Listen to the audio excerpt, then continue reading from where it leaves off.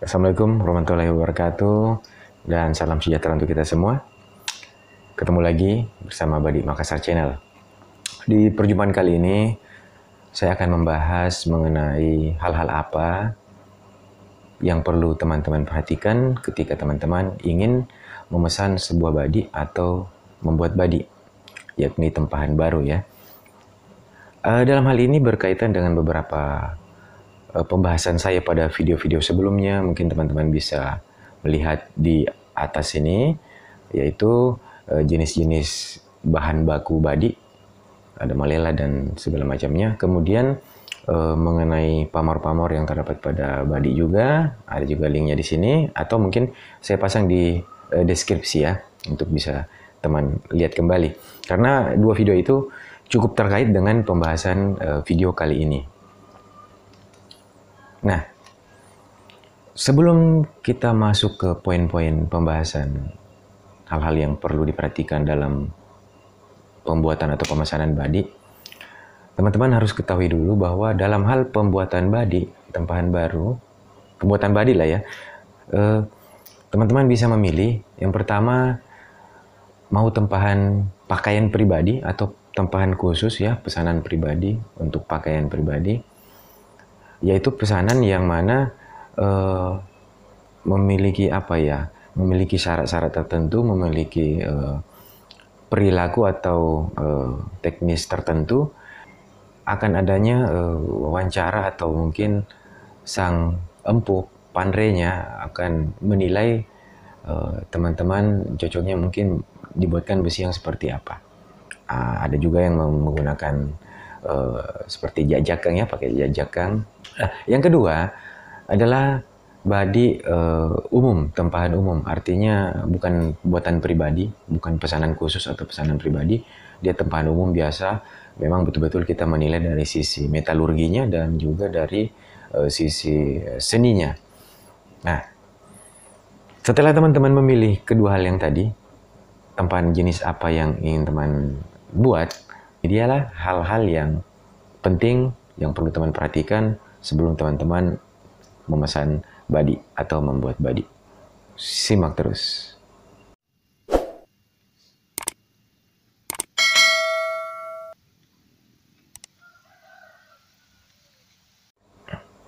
Nah, kita lanjut. Yang pertama yang perlu diperhatikan adalah lacak atau disiplin bentuk ataupun desain.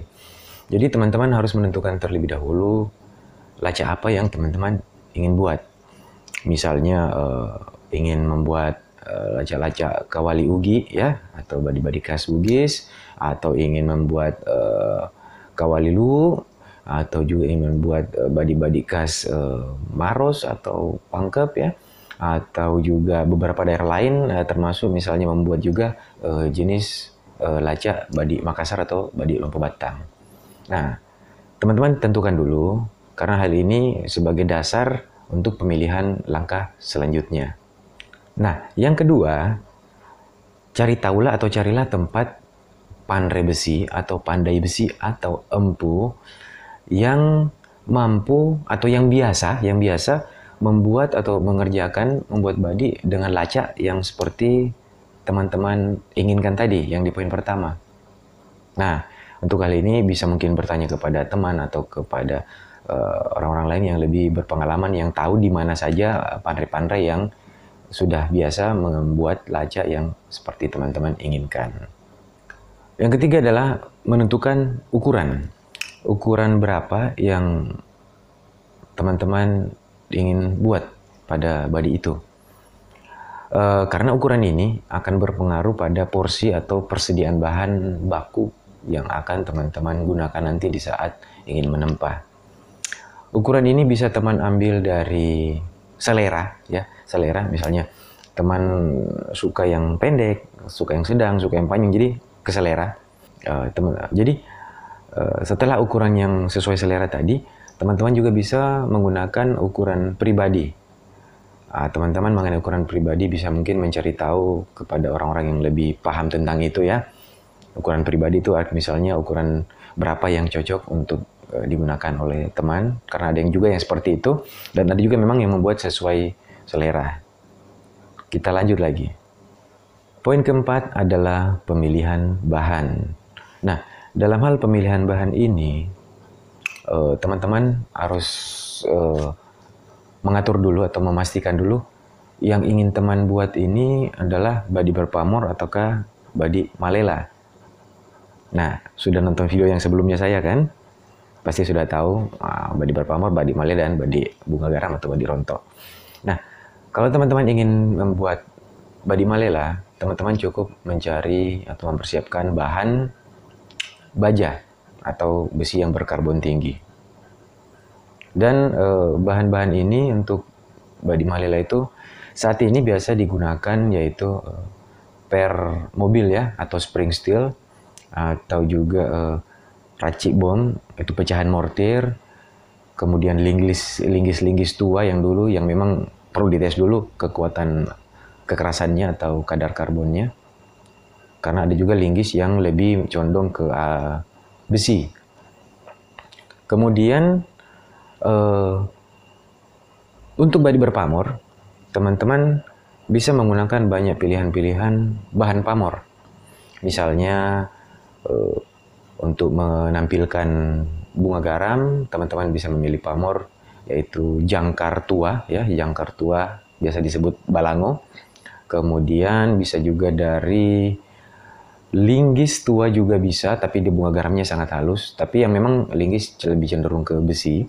Kemudian bisa juga ranjang tempo doeloe, ranjang tempo dulu, ranjang besi tempo dulu. Jadi ada biasa itu ranjang yang sampai lengkap dengan tiang-tiang ke atas untuk tempat pasang kelambunya. Nah, ranjang-ranjang itu juga memiliki hasil bunga garam ketika dia ditempa.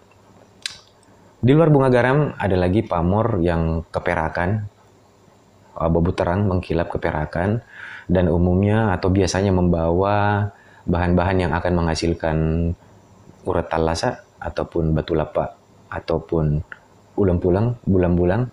Nah, itu bisa menggunakan lemak. Lemak itu adalah sebuah pusaka yang lama terkubur. Saat ini umumnya banyak didapati di daerah Luwu, yang mana lemak itu berbentuk parang sinangke. Kebanyakan berbentuk parang sinangke, kebanyakan juga berbentuk tombak. Dan itu biasa ditemukan atau bisa ditemukan di dasar danau, di gua-gua maupun pinggir-pinggir gua. Nah, itu adalah besi tua yang lama terkubur ya. Apabila didapat nanti itu sudah bercampur karat yang sangat parah. Nah, selain yang bahan yang saya jelaskan tadi, teman-teman juga apabila tidak cukup waktu atau agak sulit mendapatkan bahan tersebut, teman-teman bisa menanyakan bahan yang tersedia di tempat panre besi tersebut. Karena biasanya panre juga sudah menyiapkan bahan-bahannya sendiri. Jadi kembali ke teman-teman, seleranya bagaimana, ingin menggunakan bahan panre, cari tahu dulu bahan yang ada di panre itu hasilnya akan seperti apa, atau ingin custom bahan sendiri. Nah, yang kelima adalah pamor. Jadi teman-teman tentukan dulu pamor seperti apa yang ingin teman-teman hasilkan pada body yang akan teman buat. Misalnya lekuase, dato-dato, atau bunga garam, atau polos cuma sekedar warna abu-abu, atau bagaimana ya. Pamornya ditentukan dulu sehingga bisa langsung lebih mudah dalam hal pelaksanaannya. Misalnya teman-teman belum mendapatkan ide, mungkin teman-teman bisa berkonsultasi dulu kepada mungkin ada teman ada mungkin orang yang teman percayai yang sudah biasa mengurus hal-hal dalam penempahan body baru, ataupun langsung dengan panrenya, konsultasi dengan panrenya. Nah, setelah 5 poin ini, mungkin teman-teman sudah memiliki tambahan wawasan baru ya, saya harap seperti itu. Sehingga akan lebih mudah bagi teman-teman ke depannya jika berniat ingin membuat body baru. Nah, sekedar informasi, saat ini saya sementara proses perekaman video yang mana akan menampilkan proses lengkap dari awal sampai akhir bagaimana body itu lahir atau terbentuk.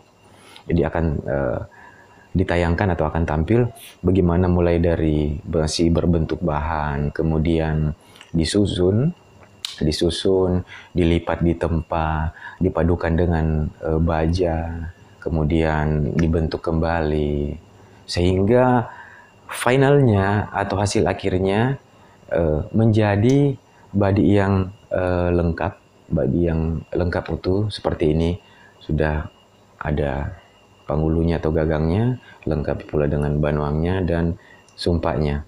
Jadi mulai dari nol sampai dengan menjadi seperti ini. Nah, semua itu akan tampil hadir dalam video saya berikutnya dan juga lengkap beserta penjelasan-penjelasannya. Nah, simak terus channel ini agar teman-teman dapat lebih menambah pengetahuan dan wawasan lagi. Intinya kita sharing berbagi informasi, semoga bermanfaat. Terima kasih, salam pusaka.